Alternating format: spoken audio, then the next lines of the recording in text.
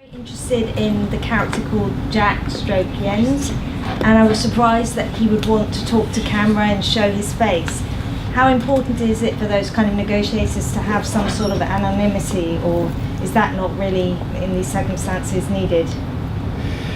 It was a very hard task to establish a trusty relationship with the crisis consultant, because they deny the word negotiator, they say crisis consultant. I think Jack has a story a little particular because he's a kind of modern negotiator.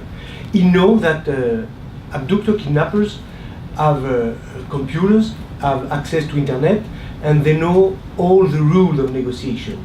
And he say we have to stop the secret. Of course, we have to keep the confidentiality, but we have to stop with the secret. There is no sense.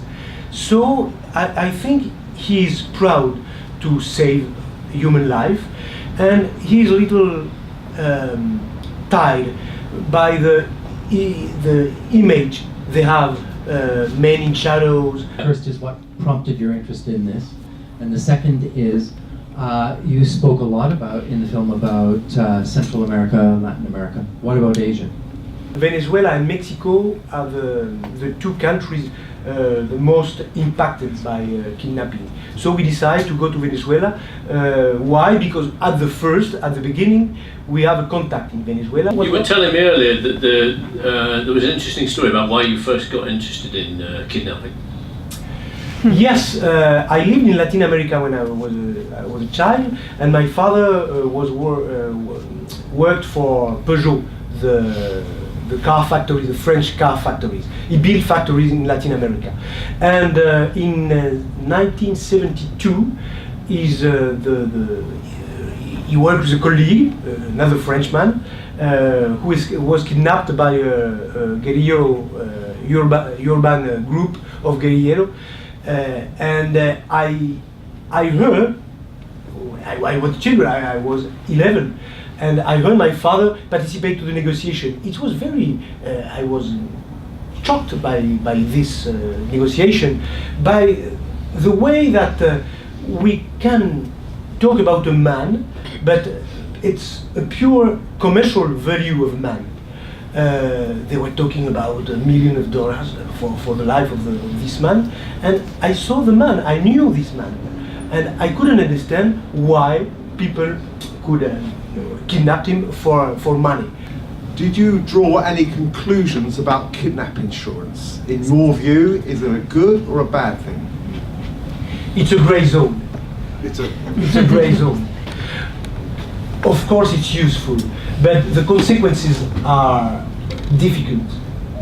Difficult, as say the sociologist, the Venezuelan sociologist. Right now, it's very complicated for the abductors, the kidnappers, to kidnap rich people because they have insurance. And as you know, the insurance when you contract an insurance policy, you have to protect yourself. It's included in the contract, in the policies. You have to protect yourself. So, as you know, the kidnappers don't make a case for 1 million, but they make 1,000 cases for $1,000 right now. It's a consequence, but it's not the fault of insurance company. They invent a product. I think it's useful, but the consequences are sometimes very, very bad. I wondered how at risk you felt when you were there. That's it. I'd like to understand where you feel the kind of extent of kidnapping is progressing most aggressively in the world. Kidnapping is a very easy crime. In the antiquity, Caesar was kidnapped. Cervantes was kidnapped. It's a very, very old crime. And the place where kidnap take place has the same characteristic, you know, war zones, or of course countries where law assessment, you know, état de droit. The state of the law, the law and order.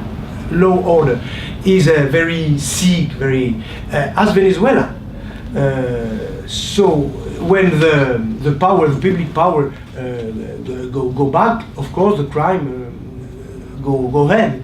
So yes, I think in this country, but for instance in Colombia, the problem is solved now. They stopped kidnapping because the state is stronger now.